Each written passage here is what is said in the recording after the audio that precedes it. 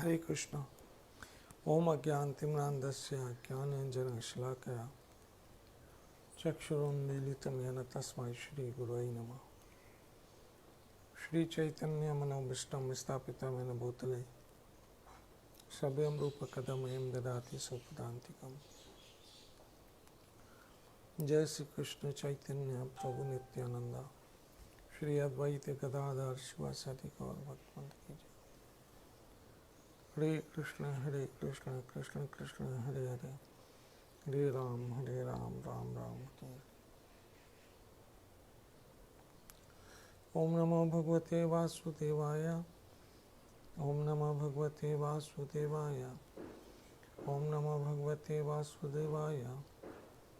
कृष्णाय वासुदेवाय देवकी नंदनाय च नंदगोपकुमाराय गोविंदाय नमो नमः। हे कृष्ण करुणा सिंधु दीनबंधु जगतपते गोपेश गोपिका कांता राधा कांत नमोस्तुते। तप्ता कंचन गौरंगी राधे वृंदावनेश्वरी वृषभानुसुते देवी प्रणमामि हरिप्रिया। श्री कृष्ण चैतन्य प्रभु नित्यानंद श्री अद्वैत गदाधर शिवासादि गौर भक्तवृंद। हरे कृष्ण कृष्ण कृष्ण हरे हरे, हरे राम राम राम हरे हरे।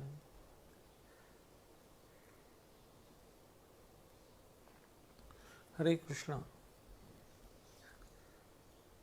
आज श्रावण मास के कृष्ण पक्ष की कामिका एकादशी है। आइए कामिका एकादशी की कथा सुनते हैं। कुंती पुत्र धर्मराज युधिष्ठिर से बोले कि हे भगवान, मैंने आषाढ़ माह के शुक्ल पक्ष की देवशयनी एकादशी का विस्तार सुना। अब मुझे आप श्रावण मास के कृष्ण पक्षी एकादशी की कथा सुनाइए। उस एकादशी का क्या नाम है तथा इसकी विधि क्या है, इसमें किसके पूजा होती, कृपा करके बताइए। भगवान श्री कृष्ण बोले, हे राजन, इस एकादशी की कथा कहता हूँ, ध्यान से सुनो।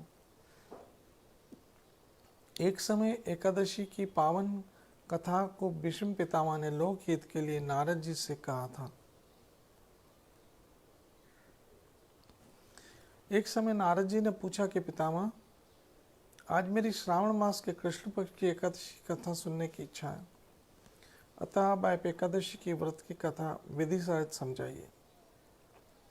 भीष्म पितामह नारद जी के वचनों को सुनकर बोले, नारद जी, आपने मुझसे अत्यंत सुंदर प्रश्न किया, आप ध्यान लगाकर सुनिए। श्रावण मास के शुक्ल पक्षी एकादशी का नाम कामिका है। एकादशी की कथा सुनने मात्र से ही वाजपेयी यज्ञ का फल मिलता है। कामिका एकादशी के व्रत में शंख चक्र गदाधारी विष्णु भगवान की पूजा होती है। जो मनुष्य इस एकादशी के धूप दीप नैवेद्य आदि से भगवान विष्णु की पूजा करते हैं, इन्हें गंगा स्नान के फल से भी बड़ा फल मिलता है। सूर्य या चंद्र ग्रहण में केदार और कुरुक्षेत्र में स्नान करने से जो पुण्य मिलता है, वो पुण्य विष्णु भगवान की भक्तिपूर्वक पूजा करने से मिल जाता है। श्री विष्णु भगवान के पूजन का फल समुद्र और वन सहित पृथ्वी दान करने और सिंह राशि वालों को गोदावरी नदी में स्नान करने के फल से भी अधिक होता है। वतीपात में गंडकी नदी में स्नान करने से जो फल मिलता है, वो फल भगवान की पूजा करने से मिलता है। संसार में भगवान की पूजा का फल सबसे अधिक है। भगवान की पूजा का फल श्रावण मास में कृष्ण पक्ष की एकादशी के फल के बराबर है। अतः भक्तिपूर्वक भगवान की पूजन न बन सके तो श्रावण मास के कृष्ण पक्ष की कामिका एकादशी का व्रत अवश्य करना चाहिए।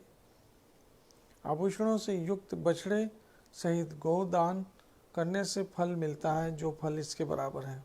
ये फल कामिका एकादशी के व्रत से मिलता है। जो उत्तम द्विज श्रवण मास के कृष्ण पक्ष की कामिका एकादशी का व्रत करते तथा विष्णु भगवान की पूजा करते हैं, उससे समस्त देव नाग, किन्नर, पितृ आदि की पूजा होती है। इसलिए पाप से डरने वाले व्यक्तियों को विधान सहित इस व्रत को करना चाहिए। संसार सागर तथा पापों में फंसे हुए मनुष्यों को इनसे छूटने के लिए कामिका एकादशी का व्रत करना चाहिए। कामिका एकादशी के व्रत से समस्त पाप नष्ट हो जाते हैं। संसार में इससे अधिक पापों को नष्ट करने वाला कोई और उपाय नहीं है। नारद जी स्वयं भगवान ने अपने मुख से कहा है कि मनुष्यों को आध्यात्मिक विद्या से जो फल मिलता है उससे अधिक फल कामिका एकादशी का व्रत करने से मिल जाता है। इस व्रत के करने से मनुष्य अंतिम समय में अनेक दुखों से युक्त यमराज तथा नरक के दर्शन नहीं करता। कामिका एकादशी के व्रत तथा रात्रि में जागरण से मनुष्य को कुयोनि नहीं मिलती और अंत में स्वर्ग लोक जाता है।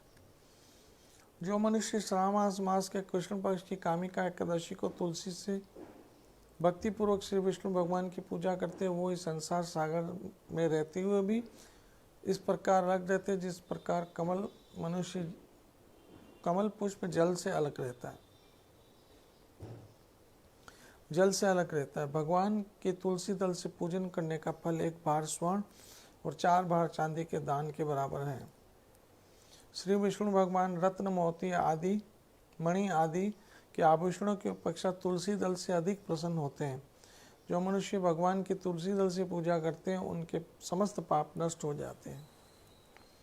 हे नारद जी, मैंने भगवान के अत्यंत प्रिय तुलसी को नमस्कार करता हूँ। तुलसी के दर्शन मात्र से मनुष्य के समस्त पाप नष्ट हो जाते हैं और शरीर के स्पर्श से मात्र से मनुष्य पवित्र हो जाता है। तुलसी को जल स्नान कराने से मनुष्य के समस्त यम यातनाएं नष्ट हो जाती है। जो मनुष्य तुलसी जी को भक्तिपूर्वक भगवान के चरण कमलों में अर्पित करता है उसे मुक्ति मिलती है। जो मनुष्य इस कामिका एकादशी को रात्रि को जागरण करते और दीपदान करते हैं उनके पुण्य को लिखने में चित्रगुप्त असमर्थ है। जो मनुष्य एकादशी के दिन भगवान के सामने दीप जलाते हैं उनके पितृ स्वर्गलोक में सुधा का पान करते हैं। जो मनुष्य भगवान के सामने घी या तेल का दीप जलाते हैं उनके सूर्य लोक में भी सहस्त्रों दीपों का प्रकाश मिलता है। प्रत्येक मनुष्य को इस एकादशी के व्रत अवश्य करना चाहिए। इस व्रत के करने से ब्रह्म हत्या, ब्राह्मण हत्या आदि के समस्त पाप नष्ट हो जाते हैं और इस लोक में सुख भोग कर अंत में विष्णु लोक को जाते हैं। इस कामिका एकादशी के माध्यम के श्रवण पठन से मनुष्य स्वर्ग को जाता है। तो आपने सुना एकादशी की महिमा कितनी है कि इस एकादशी के पुण्य से समस्त पाप नष्ट हो जाते हैं और मनुष्य भगवान प्राप्ति, कृष्ण कृपा प्राप्त करता है।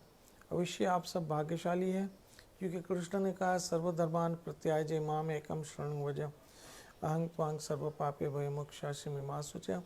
तो कृष्ण की शरण में जाना चाहिए और ये एकादशी भी कृष्ण भक्ति का एक अंग है। भगवान आपको सुखी, सुरक्षित और स्वस्थ रखें। जय जय श्री राधे, जय जय श्री राधे, जय जय श्री राधे।